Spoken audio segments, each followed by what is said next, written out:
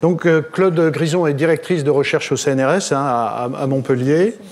C'est une spécialiste de la chimie du vivant, et je dirais même de chimie écologique, on peut appeler ça comme ça.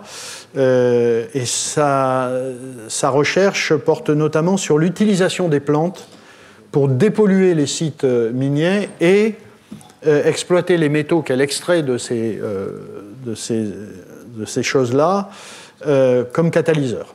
Alors, en 2014, elle a reçu la médaille de l'innovation du CNRS. Elle est membre de l'Académie européenne des sciences depuis 2021. En 2022, elle a été lauréate du prix de l'inventeur européen. Voilà, je la remercie d'avoir accepté de nous parler de ce qu'on peut faire avec de la biomasse et autre chose. Voilà, merci.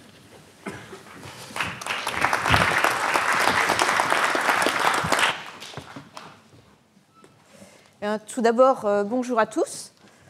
Merci Marc pour ton invitation à discuter d'un sujet effectivement essentiel, transition énergétique. Merci aussi pour donc cette première heure d'introduction qui correspond tout à fait à l'esprit de ce que je vais vous présenter. Donc effectivement, l'industrie chimique était très consommatrice d'énergie, pas forcément donc énergie électrique effectivement. Et d'ailleurs, pour construire tous les polymères, matériaux, médicaments, comme tu l'as rappelé, mais il est nécessaire d'apporter de l'énergie chimique pour la construction donc, de ces molécules complexes qui sont nécessaires à notre bien-être et à notre santé.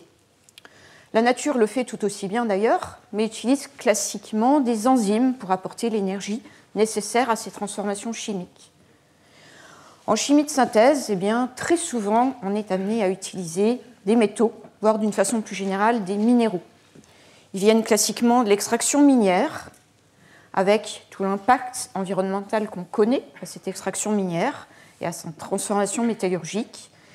Et autre problème, ces minéraux d'origine minière ne sont pas renouvelables et certains sont déjà dans une situation critique en termes de raréfaction mondiale. Donc comment proposer des solutions face à ce scénario assez préoccupant? Effectivement, c'est d'aller chercher ces minéraux, ces éléments métalliques dans la biomasse.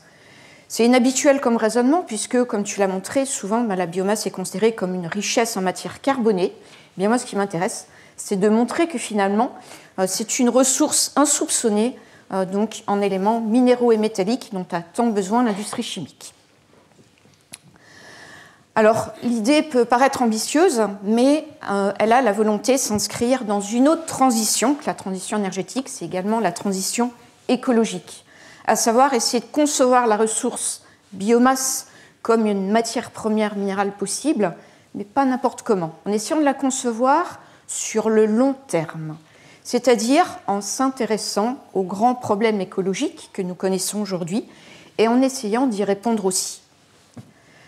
Alors pour ça, je vous invite à rejoindre les conclusions d'une autre COP, pas la COP 28, mais la COP 15 biodiversité, qui s'est réunie il y a un petit peu plus d'un an à Montréal, qui réunissait environ 200 pays qui ont réfléchi conjointement aux gros problèmes actuels et en particulier à ce qui impacte fortement la biodiversité. Et à ce titre, 5 facteurs clés ont été déclarés comme étant responsables directement du déclin de la biodiversité. Il s'agit de choses qui sont parfois connues, telles que l'usage des terres et des milieux aquatiques que l'on conçoit aujourd'hui, notamment donc par exemple la déforestation pour des raisons diverses. Des choses très connues comme le réchauffement climatique, inutile de s'étendre sur le sujet, il est clairement admis, même par les plus sceptiques. La surexploitation des ressources naturelles, qu'elles soient végétales ou animales. D'ailleurs, un récent rapport de l'IPBES, qui est un peu le GIEC de la biodiversité, le rappelle dans un rapport qui est vraiment alarmant. On y reviendra. Et puis, 2 autres scénarios tout aussi importants. La pollution, à prendre au sens large du terme, pollution des sols, pollution de l'eau, pollution de l'air. Et enfin, un dernier problème moins connu, mais pourtant très important, celui du développement incontrôlé d'espèces envahissantes, qu'elles soient végétales ou animales. Vous en voyez une photo ici, un exemple, développement d'espèces aquatiques exotiques donc sur un contre-canal du Rhône qui est en train d'étouffer complètement la vie aquatique. Donc évidemment une pression énorme sur la biodiversité, la catastrophe écologique est très claire, mais elle est tout aussi économique, puisqu'on considère aujourd'hui que le développement de ces espèces envahissantes coûte chaque année 400 milliards de dollars à l'économie mondiale. Coût aussi élevé que les catastrophes naturelles dont on parle beaucoup en ce moment. Scénario dans l'avenir encore plus préoccupant, puisque ces coûts augmentent d'un facteur 4 tous les 10 ans. Où va-t-on ? Donc voilà des problèmes essentiels qui s'inscrivent également dans la démarche que je vais vous proposer. D'ailleurs, mes propos vont s'inscrire dans la volonté de résoudre ces deux derniers problèmes environnementaux, pollution des sols et de l'eau. Il y a effectivement un continuum de pollution entre les deux. Comment s'intéresser à l'un et pas à l'autre? Les deux sont étroitement liés. Et puis, au développement des espèces exotiques envahissantes. Compte tenu du sujet thématique qui nous intéresse ce matin, je limiterai mon propos donc à la gestion des espèces végétales exotiques envahissantes. Alors, comment cumuler la résolution de ces problèmes avec la production donc de ressources métalliques à partir de la biomasse? Eh bien, ces défis peuvent être relevés en s'appuyant sur une démarche en deux étapes. Tout d'abord, essayer de développer des solutions basées sur la nature, fondées sur la nature, comme on le dit aujourd'hui, qui s'inscrivent vraiment sur l'exploitation d'une particularité des ressources végétales. Effectivement, les plantes sont dans une situation très particulière. Contraintes à l'immobilisme, pour s'adapter au stress auquel on les soumet, elles doivent développer des stratégies d'adaptation tout à fait remarquables, très inspirantes, qui vont être à l'origine des solutions que je vais vous proposer. Mais si ces solutions naturelles peuvent être extrêmement performantes, j'espère vous en convaincre tout à l'heure, eh bien il faut qu'elles soient durables. Et pour ça, il faut tout simplement qu'elles soient économiquement viables. Et c'est là qu'entre très clairement la valorisation de la biomasse qui est absolument nécessaire pour soutenir les efforts écologiques initiaux.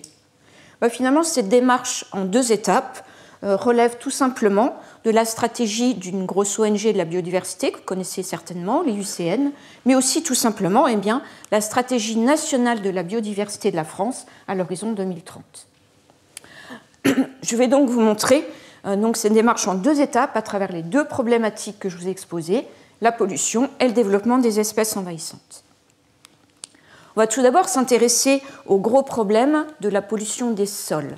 Pollution très étendue qui est due aux activités humaines au sens large, activités industrielles telles que les activités minières, activités agricoles ou tout simplement activités domestiques qui occasionnent donc une pollution des sols par ces métaux dont on sait qu'ils ne sont pas biodégradables, persistants, et si on n'intervient pas, eh bien, ils restent présents et occasionnent donc une forte décomposition, décroissance et régression de la biodiversité des sols. Comment s'adapte la nature à ce scénario de pollution métallique? Eh bien, c'est là où on voit la force de certaines espèces végétales. Quelques plantes réussissent à tolérer des concentrations énormes d'éléments métalliques dans le sol. Elles arrivent à survivre dans des scénarios absolument extraordinaires. Et parmi elles, certaines plantes font encore mieux que tolérer la pollution. Elles sont tout à fait capables de l'extraire par leur système racinaire, via des réactions chimiques absolument fabuleuses, de les transporter par des transporteurs très spécifiques et d'aller mettre ces métaux à l'abri dans les vacuoles des cellules végétales, comme pour mieux s'en protéger.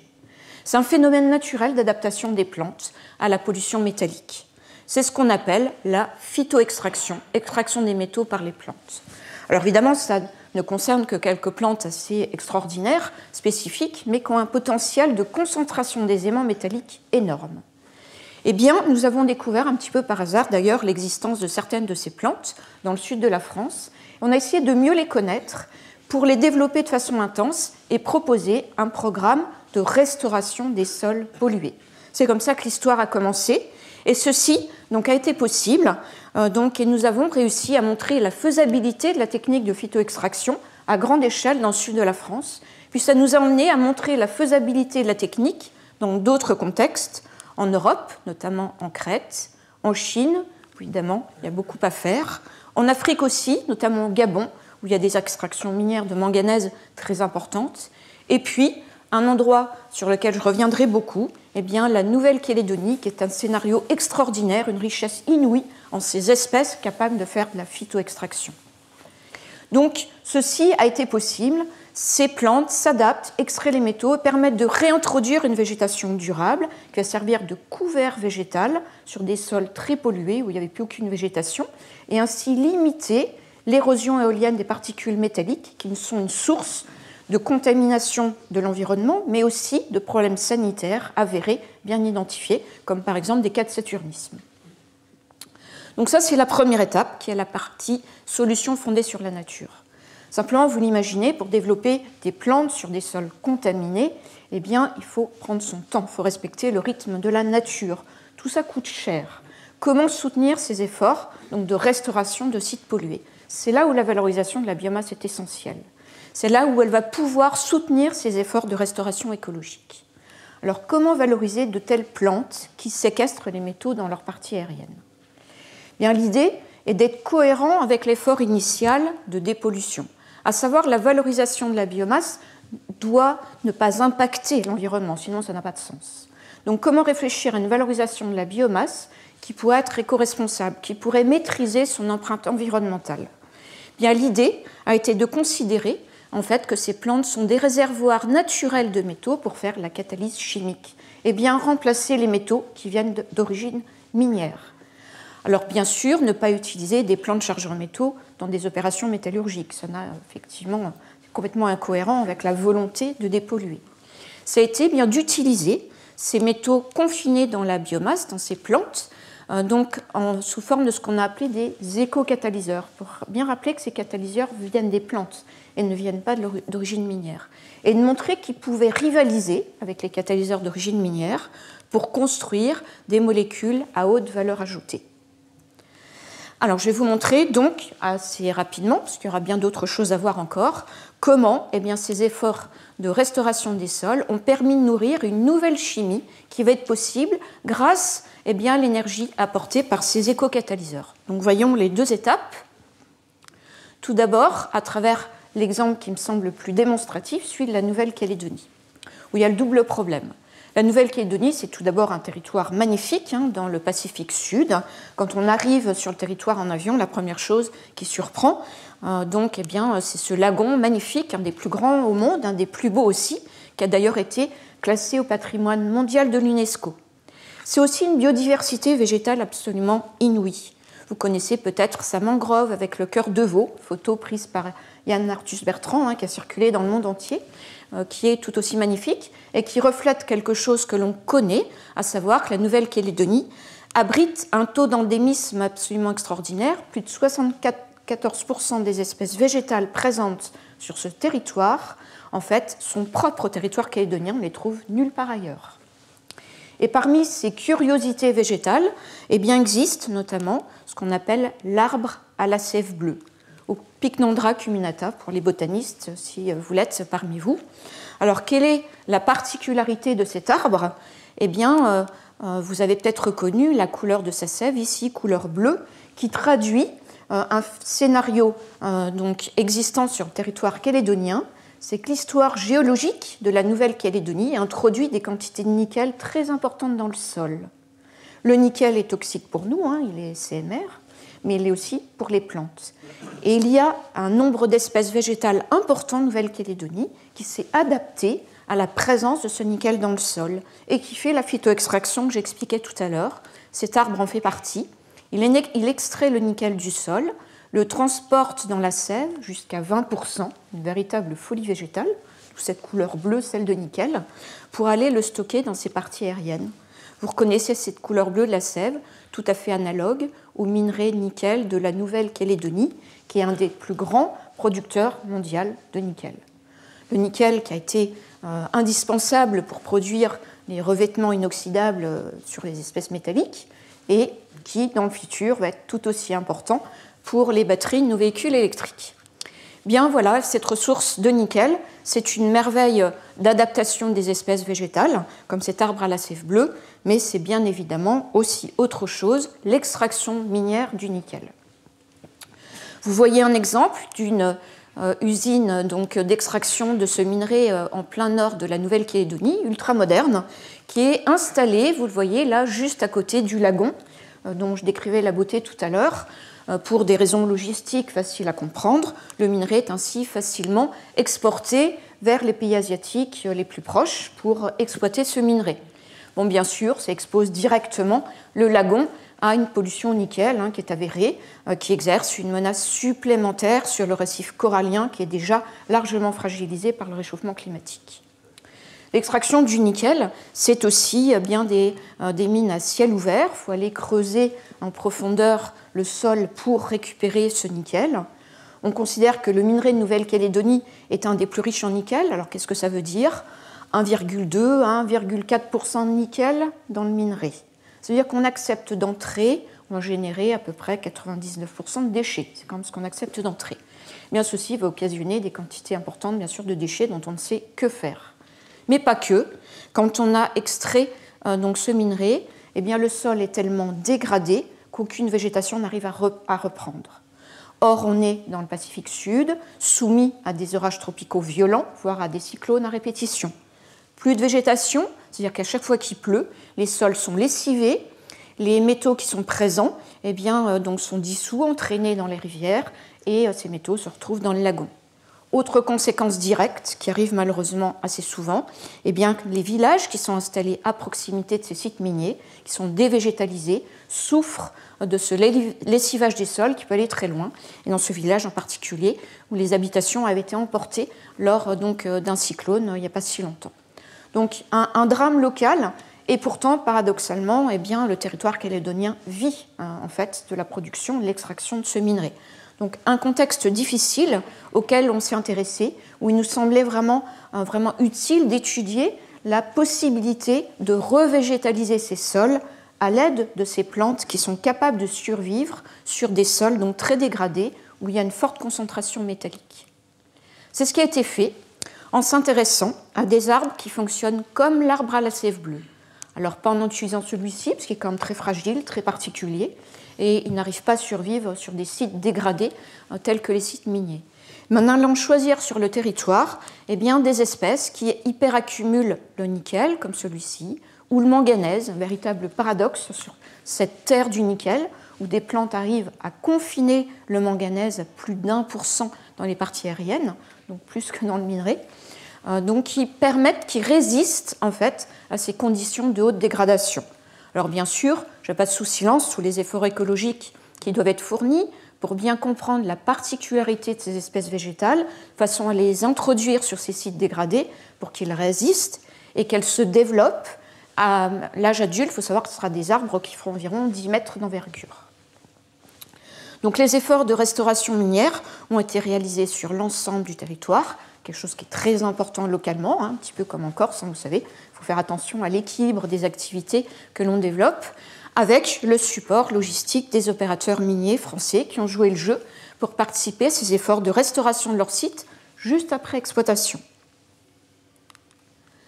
Alors comme je vous le disais, la phytoextraction, ce n'est pas si simple que ça parce qu'il y a quand même pas mal de contraintes pour réussir.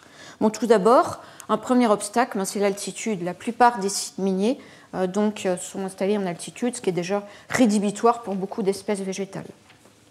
Deuxième problème, c'est comme le climat, parce que ce n'est pas si simple d'avoir une alternance, en gros, de 6 mois de zones humides, avec ces orages violents qui ont tout lessivé et emporté nos jeunes plants, et puis 6 mois de sécheresse.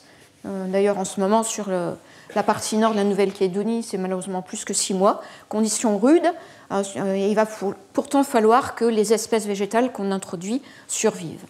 Mais le pire, c'est quand même bien la composition du sol.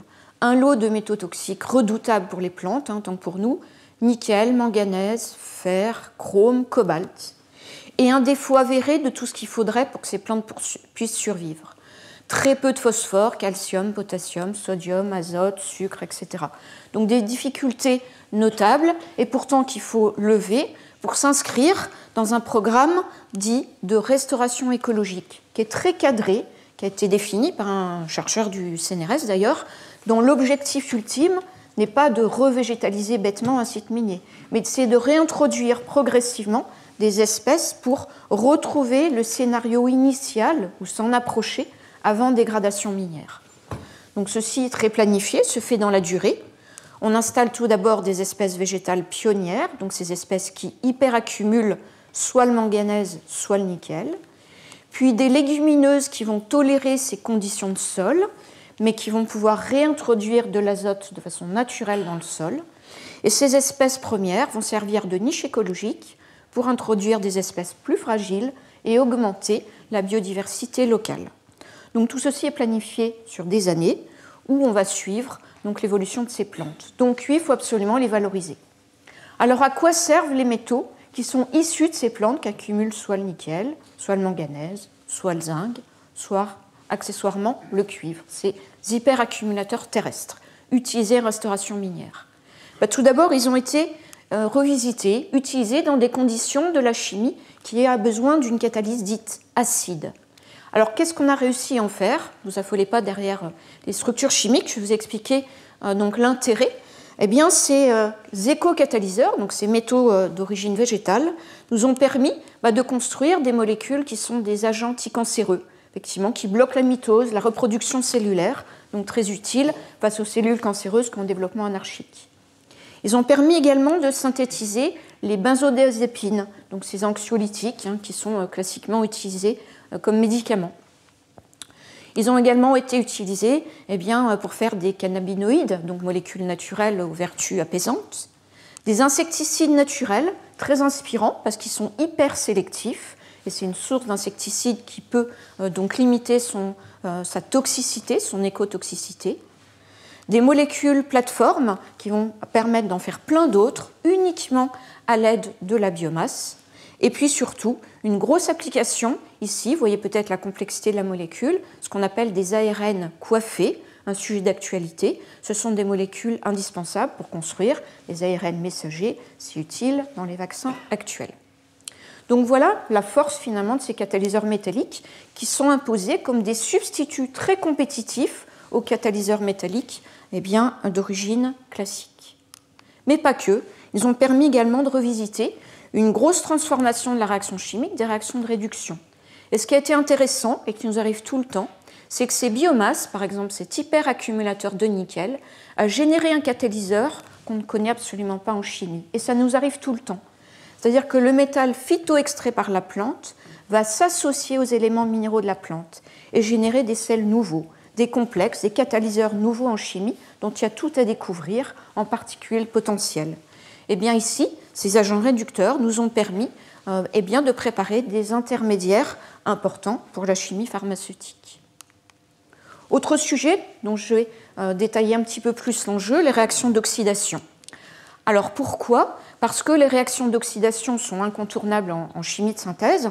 Les réactifs et les catalyseurs oxydants sont nombreux, mais ils ont quand même souvent un défaut. Ils sont toxiques, écotoxiques. D'ailleurs, beaucoup d'entre eux sont réglementés par la réglementation REACH, la réglementation européenne de la chimie, à cause de leur dangerosité. On cherche des substituts, pas facile à trouver. Eh bien, nous avons eu une chance. Souvenez-vous, nos hyperaccumulateurs de manganèse de Nouvelle-Calédonie fonctionnent d'une façon imprévue. Comment sont-ils capables d'extraire du manganèse et le stocker dans leurs feuilles?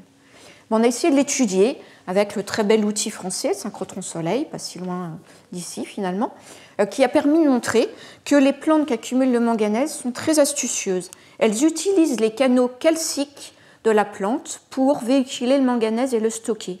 Ainsi, dans la plante, calcium et manganèse sont colocalisés sans arrêt, y compris dans les feuilles, vous voyez ici, en microfluorescence X, colocalisation calcium et manganèse. Ils sont associés dans la plante. Et bien, quand on génère l'éco-catalyseur, on les retrouve associés.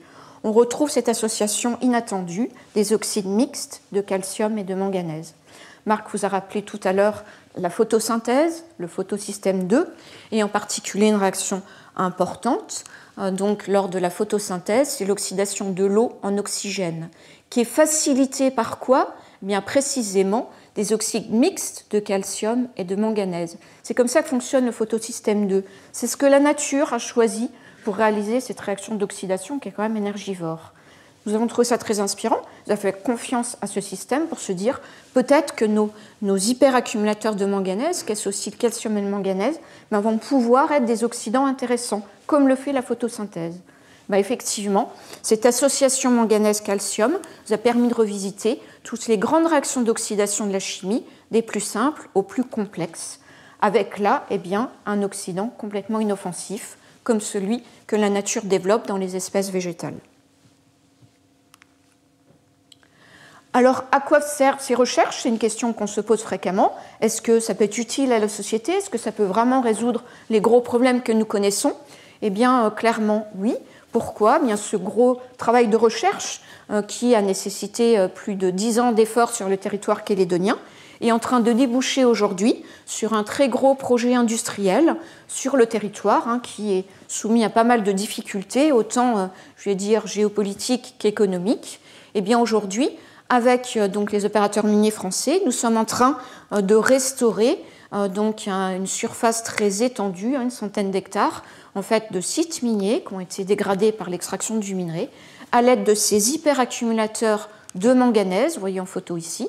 Donc on installe après des protocoles d'écologie très serrés, dont on suit la croissance et qui vont nous permettre de produire des quantités massives de ces oxydants biomimétiques, qui sont composés de ces oxydes mixtes manganèse-calcium qui miment ces clusters du photosystème 2 pour mettre sur le marché ces oxydants biomimétiques si utiles en chimie organique. Alors oui, la valorisation de la biomasse qui permet de restaurer ces sites miniers peut être utile en chimie. Ça, c'était un petit peu le panorama valorisation de la biomasse qui vient de la restauration des sols. Mais quand on va sur un site minier, ce qui surprend tout de suite, c'est l'état de santé des rivières qui traversent ces sites miniers. L'eau est utile aux mineurs pour laver le minerai, le transformer. Et donc, les sols dénudés, comme je vous l'ai expliqué, c'est facile à comprendre, impactent directement ces rivières qui sont très dégradées. Donc, nous avons voulu essayer de développer la même stratégie pour dépolluer l'eau, les systèmes aquatiques, les effluents industriels pollués par ces éléments métalliques. Donc là, il a fallu trouver cette fois-ci des espèces végétales aquatiques pour traiter l'eau, selon le même principe. Les espèces aquatiques qui confinent les métaux fonctionnent tout à fait différemment des espèces terrestres. Ici, les métaux restent confinés dans les racines. C'est pourquoi on parle de rhizofiltration. Ils ne sont pas transférés dans les parties aériennes comme les plantes terrestres de tout à l'heure. Alors on aura visité toute la littérature scientifique pour aller trouver les plantes aquatiques les plus performantes, pour séquestrer un grand nombre d'éléments métalliques qui sont polluants dans l'eau, les confiner dans les racines. Avec la même réflexion, que va-t-on faire de ces plantes qui vont être gorgées de métaux dans le système racinaire? Est-ce que ça va être un nouveau déchet? Alors non, hors de question, il fallait trouver une utilité, une valorisation, là encore, de cette biomasse.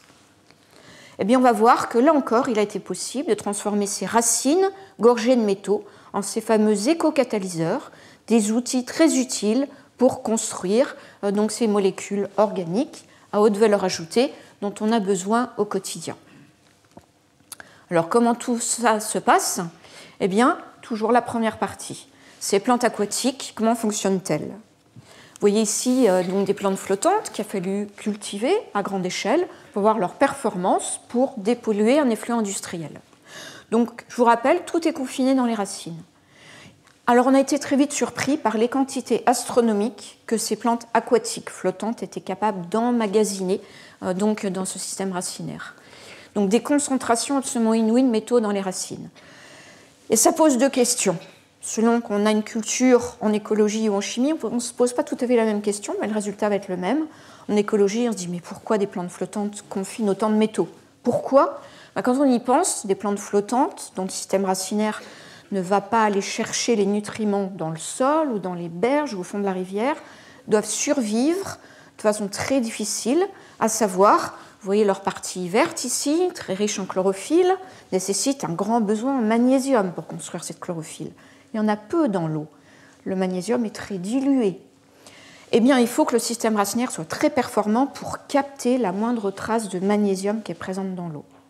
Alors pour la plante, si vous dites magnésium, zinc, manganèse, cobalt, elle ne voit pas trop la différence. Elle va avoir la même efficacité pour séquestrer ces éléments métalliques. Ça, c'est le pourquoi. Le chimiste a une question un peu plus pragmatique. Mais comment fait-elle?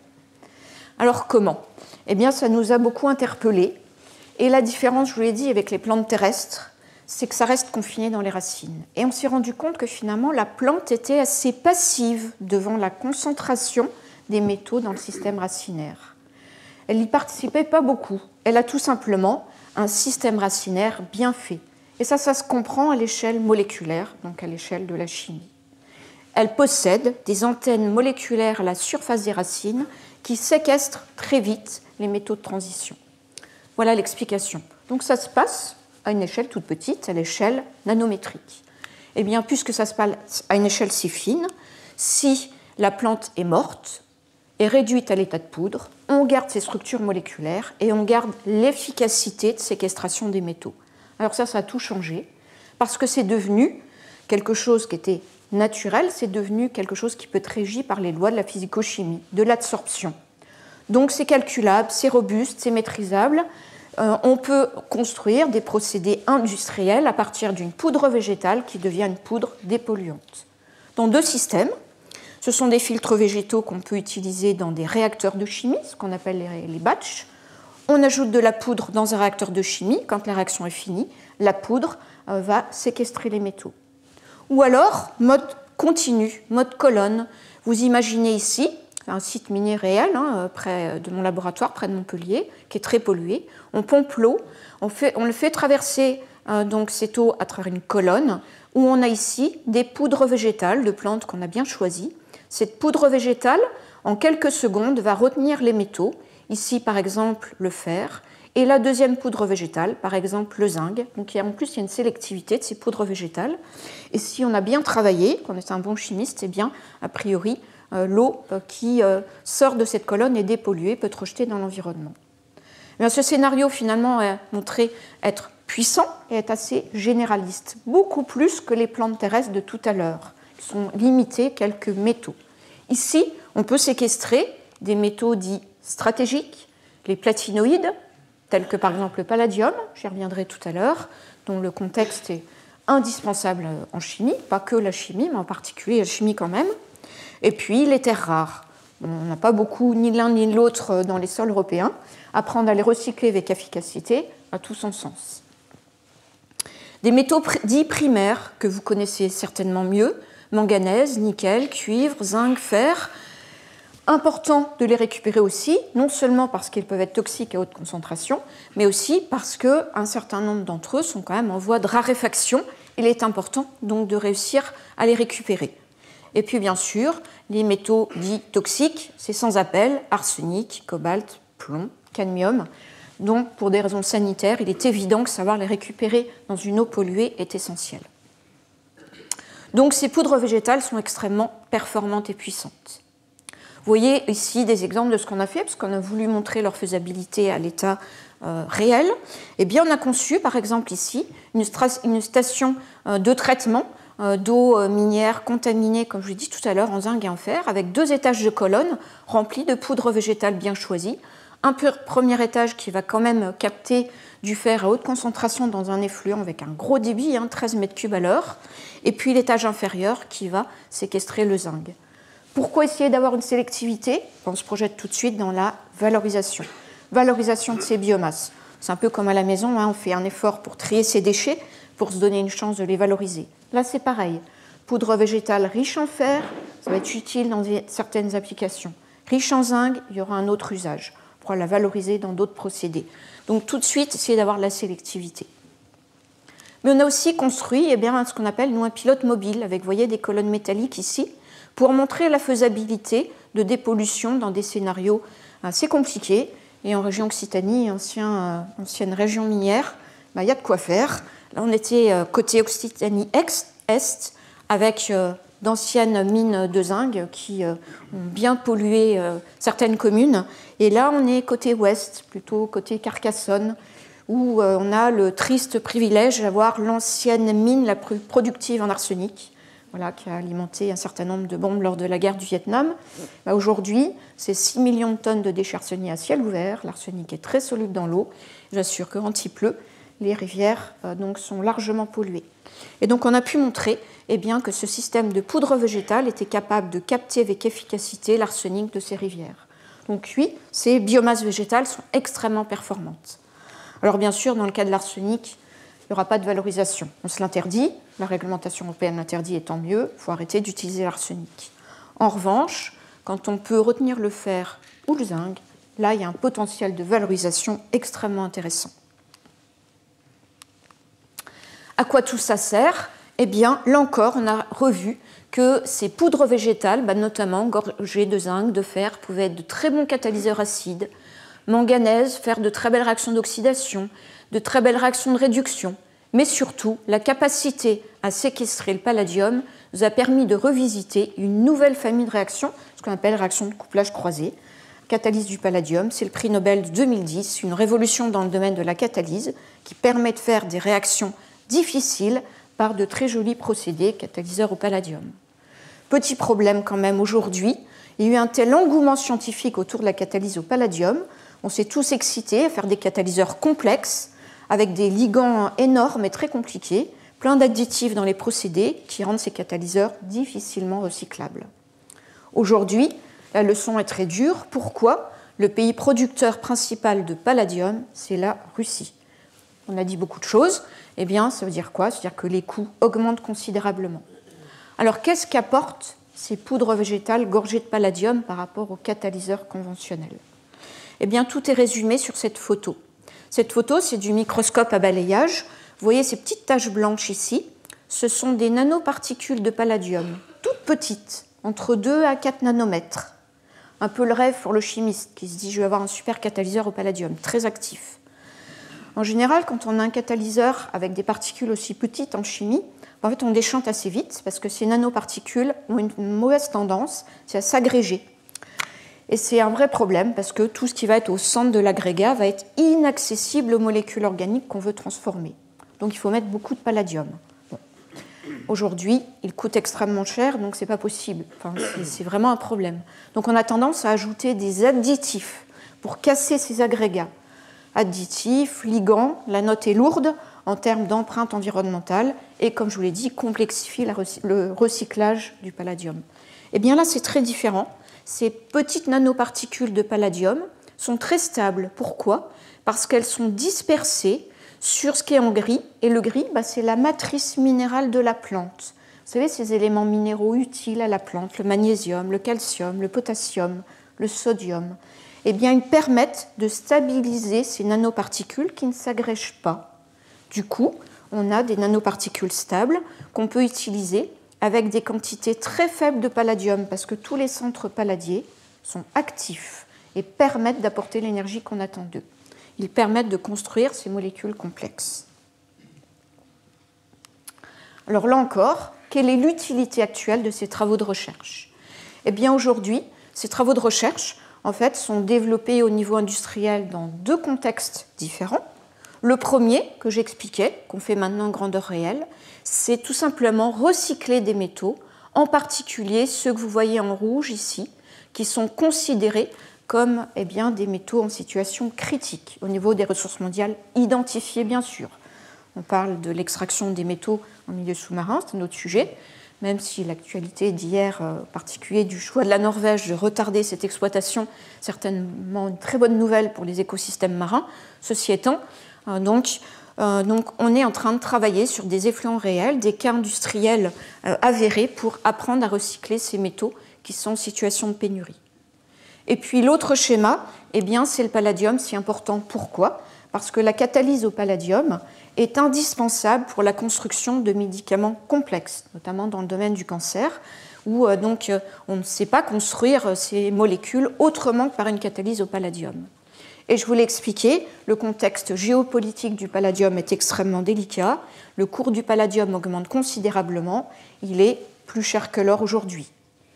Ça peut être pire, le producteur principal cité tout à l'heure peut arrêter éventuellement l'alimentation en Europe de la ressource palladier. Donc là encore, indispensable de travailler sur le recyclage des effluents industriels de l'industrie pharmaceutique et c'est aujourd'hui le débouché vers lequel on fournit beaucoup d'efforts, recycler les catalyseurs dans l'industrie pharmaceutique et créer ces fameux éco-palladiums pour apprendre à produire des médicaments à haut prix à l'aide de cette catalyse biosourcée. Si on fait un petit bilan, parce qu'on parle effectivement beaucoup de décarbonation en ce moment, eh bien, j'aimerais bien comparer quand même ce qu'est la catalyse classique à l'éco-catalyse. Ça permet de remettre les choses à leur place. Je vous propose une petite analyse de cycle de vie qualitative, simple, qui compare les deux filières. La catalyse conventionnelle, classique, pour produire les catalyseurs dont a besoin l'industrie chimique, s'appuie aujourd'hui sur deux activités. La première, c'est l'extraction en fait, des métaux dans les minerais. Ça veut dire quoi? Bien sûr, un impact paysager notoire. Je vous ai dit, la végétation ne reprend pas, les sols sont trop dégradés. Donc une érosion énorme de ces sols qui va donc fortement entraîner le lessivage des sols à chaque fois qu'il pleut, la pollution des systèmes aquatiques. Érosion, perte de biodiversité, bien sûr, un impact environnemental qui est aujourd'hui difficilement acceptable. Mais ce n'est pas fini, il ne faut pas l'oublier. Quand on extrait de minerais, on n'a pas encore notre catalyseur pour la chimie. Il faut qu'ils subissent des opérations métallurgiques qui, elles, ne valent pas forcément mieux que l'extraction minière. Les procédés sont très lourds. L'hydrométallurgie utilise de l'acide furique concentré en grosse quantité. La neutralisation de ces effluents est complexe.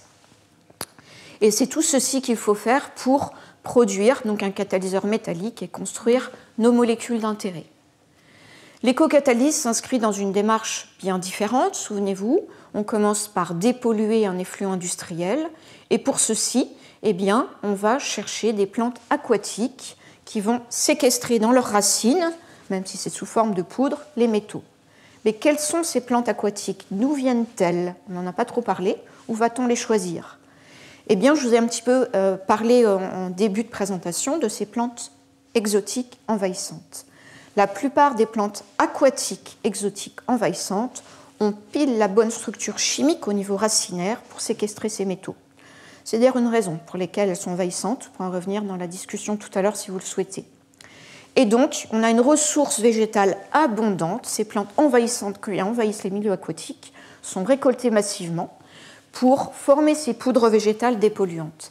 Et donc, on va préserver la biodiversité de ces milieux aquatiques en les récoltant massivement, mais aussi dépolluer l'eau. Donc on fait coup double pour préserver la ressource en eau. On transforme ces poudres végétales qu'ont séquestré les métaux en éco-catalyseurs pour les mettre en œuvre dans les procédés de chimie de synthèse, en essayant d'avoir des procédés sobres qui répondent bien sûr aux principes de la chimie verte et bien sûr en fournissant, comme j'ai expliqué, des catalyseurs recyclables le plus longtemps possible. Cette solution est aujourd'hui industrialisée par la société BioInspire. Et vous le voyez, finalement, grâce à ces ressources végétales et leur capacité à séquestrer les métaux, on arrive à s'inscrire dans une véritable volonté de répondre aux principaux objectifs du développement durable. Donc les végétaux sont une ressource absolument extraordinaire pour progresser à la fois sur la transition énergétique, mais aussi écologique. Et pour finir, deuxième aspect, donc les plantes envahissantes, je viens juste d'en parler avec le système aquatique, mais elles n'envahissent pas que l'eau. Elles envahissent aussi le milieu terrestre et en particulier les zones humides. Et c'est terrible à l'heure actuelle. Envahir les zones humides, ça veut dire quoi? Les zones humides sont des zones tampons qui régulent les extrêmes climatiques, qui absorbent l'excédent de chaleur l'été, mais l'excédent d'eau en période d'inondation. Donc ça parle beaucoup en ce moment. Or, pourtant, ces plantes envahissantes se font un plaisir de proliférer sur les zones humides européennes. Notamment, l'une d'entre elles, Fallopia japonica, vous connaissez peut-être son nom commun, parce qu'elle est très présente en France, la renouée du Japon. C'est pire que le bambou. Ça développe des rhizomes qui font 15 cm de diamètre. Ça prolifère extrêmement vite, rien ne les arrête.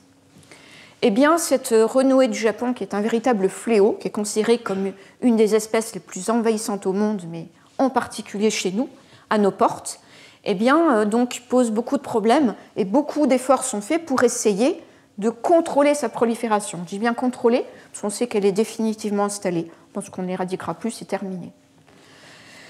C'est un gros problème qui engendre parfois des moyens qui sont peu séduisants. Il y en a qui ont essayé le glyphosate, bien sûr, irrésistible, sans se préoccuper de l'état de santé de l'écosystème après traitement. D'autres essaient d'extraire les racines, mais il faut extraire avec des bulldozers, ça détruit tout. et vous laissez un petit centimètre de racine, il y a une reprise assurée. C'est décourageant, c'est ruineux. Alors, on s'est projeté dans quelque chose qui paraît plus modeste, mais qui est tenable sur la durée, c'est de faucher les parties aériennes, selon des protocoles écologiques que l'on étudie, pour épuiser la plante, épuiser ses ressources dans ses racines. On finit par y arriver. Il faut tenir bon, il faut tenir dans la durée. Alors, ça pose deux problèmes. Récolte massive et répétée, ça génère des quantités de biomasse extraordinaires, énormes. Ce ne sont pas des déchets communs, on ne peut pas les mettre en décharge, c'est trop dangereux, ça repousse tout seul. C'est un problème, puis il faut tenir dans la durée. Bon, tout ça, ça coûte cher, parce qu'il faut de la main-d'œuvre, surtout qu'elles sont réglementées, on ne peut pas récolter ça comme on veut. Donc ça se fait à la main et au courage, donc imaginez le nombre de personnes qui y travaillent. Donc, là encore, le nerf de la guerre, c'est valoriser ces biomasses. Voilà, comment les valoriser? Elles n'ont rien dépollué, elles ne sont pas riches en métaux de transition particuliers. À force d'essayer de les comprendre, de comprendre un petit peu pourquoi elles sont envahissantes, on a vu qu'elles avaient des avantages physiologiques sur les autres, notamment une richesse minérale absolument extraordinaire. 2 fois plus de magnésium, de potassium que la plupart des plantes qu'on connaît. Ça nous a beaucoup inspiré, on s'est dit, là encore, voilà une possibilité de valoriser ces biomasses en éco-catalyseurs. Et oui, magnésium, ça parle tout de suite aux chimistes, on peut en faire plein de choses, en particulier parce qu'il nous manquait des catalyseurs basiques, aller remplacer la potasse, la soude, si corrosive, et qui sont produites par des procédés qui sont assez problématiques. Eh bien, voilà aujourd'hui ce que nous faisons. Nous faisons des récoltes massives, et quand je dis massives, l'été dernier, c'était 17 tonnes, et on a envie de faire plus l'été prochain. Donc, on se structure, on s'organise pour récolter massivement cette renouée du Japon, la transformer en éco-catalyseur et montrer tout son potentiel en chimie pour construire, là encore, des molécules d'intérêt.